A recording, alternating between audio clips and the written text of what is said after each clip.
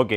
இந்த வீடியோவில் நம்ம டயாலிசிஸ் பேஷண்ட் டயாலிசிஸ் பண்ணும்போது என்னென்ன ப்ராப்ளம் வந்து அவங்க ஃபேஸ் பண்ணுறாங்க அப்படின்னு தான் பார்க்க போகிறோம். ஃபர்ஸ்ட் ஆஃப் ஆல் அதில் ஒன்று ஃபுட்டு. டயாலிசிஸ் பண்ணும்போது சாப்பாடு எடுத்துக்கலாமா அப்படின்னு பார்த்தா கண்டிப்பாக எடுத்துக்கக்கூடாது அப்படின்னு தான் சொல்லுவேன்.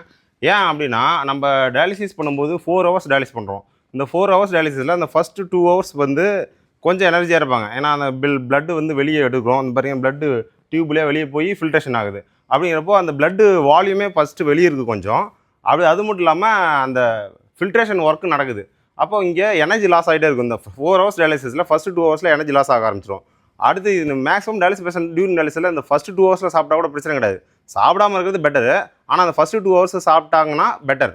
இது வந்து லாஸ்ட் 2 ஹவர்ஸ் வந்து சாப்பிட்டீங்க அப்படின்னா என்ன ஆகும் அப்படின்னா, சாப்பாடு சாப்பிட்டோன்னே நம்ம நார்மலாக ஹியூமனுக்கு என்ன ஆகும், மூளை ஆர்டர் போட்டுரும். சாப்பாடு உள்ளே வருது போய் செரிமானம் பண்ணு அப்படின்னு சொல்லி மூளை ஆர்டர் போட்டோன்னே பிளட் எல்லாம் என்ன ஆகும்னா இங்கே ஸ்டொமக்கு போய் எல்லா உறுப்புகளோடு சேர்ந்து வந்து அந்த வேலையை ஆரம்பிக்கும், செரிமானம் பண்ணுற வேலையை ஆரம்பிக்கும். அப்படிங்கிறப்போ ஆல்ரெடி பிளட்டு கொஞ்சம் வந்து வெளியே இருக்கா நம்மளுக்கு, அங்கே ஒரு பிளட் வால்யூமே வெளியே இருக்குது. அது மட்டும் இல்லாமல் நம்ம உள்ளே வந்து ஒரு வேலையை கொடுக்குறோம் உடம்புக்கு டயாலிசிஸ் பேஷண்ட். அப்படி கொடுக்கும்போது என்ன ஆகும்னா அந்த எனர்ஜியாக கன்வெர்ட் ஆகி இப்போ ஒரு மூவ்மெண்ட் பண்ணுறோம் எப்படி அப்படின்னா அந்த மூவ்மெண்ட்டுக்கு எனர்ஜி தேவை. அந்த எனர்ஜி எங்கேருந்து வருது, பிளட்லேருந்து நம்ம சாப்பிட்ற சாப்பாடை செரிமானம் பண்ணி இப்போ ப்ரோட்டீன் உள்ளே போகுது அப்படின்னா அதை கார்போஹைட்ரேட்டாக மாற்றி அப்புறம் குளுக்கோஸை மாற்றி அப்புறம் எனர்ஜியாக கன்வெர்ட் ஆகி அதுக்கப்புறம் தான் நம்மளுக்கு இந்த மூவ்மெண்ட்டுக்குலாம் வந்து சக்தி கிடைக்குது.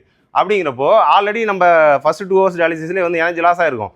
செகண்ட் அதுக்கப்புறம் பிளட் வால்யூம் வந்து வெளியே இருக்குது, பிளட்டு கொஞ்சம் வந்து வெளியே இருக்குது. அது மட்டும் இல்லாமல் தேர்டு வந்து எனர்ஜி ஃபுல்லாக வந்து வீக் ஆகிறப்ப நம்ம வேலை கொடுக்குறோம். இப்படி வேலை கொடுக்கும்போது என்ன ஆகுது அப்படின்னா ஆனால் ஹைப்போகிளைசிமிக் அப்படின்னு ஹைப்போகிளைசிமிக் ஆச்சு அப்படின்னா இன்னும் இந்த ஃபுட்டு இருக்குல்ல ஹைப்போகிளைசிமிக் இந்த தொண்டைக்கு வழியாக போகும்போது இல்லை ஒரு இட்லி சாப்பிட்றீங்க அப்படின்னா அந்த இட்லிக்கு போகிறப்ப ஹைப்போகிளைசிமிக் வந்துருச்சுன்னு வச்சுக்கலாம், இங்கே லாக் ஆயிரும். உங்களால் மூச்சு விடவும் முடியாது, இது பண்ணுவது.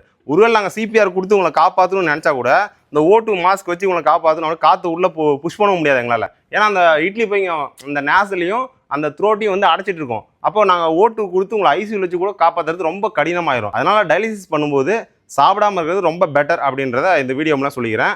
சார் நீங்கள் வந்து இதுக்கு முன்னாடி பண்ண ஹாஸ்பிட்டலில் டயாலிசிஸ் பண்ணும்போது சாப்பிட்ருக்கீங்களா? சாப்பிட்ருக்கீங்க. அது இப்போ உங்களுக்கு தெரிஞ்சிச்சா? நான் சொல்கிறதில் புரிஞ்சிச்சா? டயாலிசிஸ் பண்ணும்போது சாப்பிட்டீங்க அப்படின்னா இந்த மாதிரி இஷ்யூஸ்லாம் வரதுக்கான வாய்ப்புகள் அதிகமாக இருக்கும். அதனால் அவாய்ட் பண்ணிட்டீங்க அப்படின்னா இதை வந்து இது பண்ணலாம். ஒன்று டயாலிசிஸுக்கு முன்னாடியே சாப்பிட்டுட்டு டயாலிசிஸ் பண்ணிக்கலாம், இல்லை டயாலிசிஸ் முடிஞ்சதுக்கப்புறம் சாப்பிட்டுக்கலாம். அப்படியே சாப்பிட்டு தான் ஆகணும் அப்படின்னா அந்த ஃபஸ்ட்டு 2 ஹவர்ஸுக்குள்ளே சாப்பிட்றலாம்.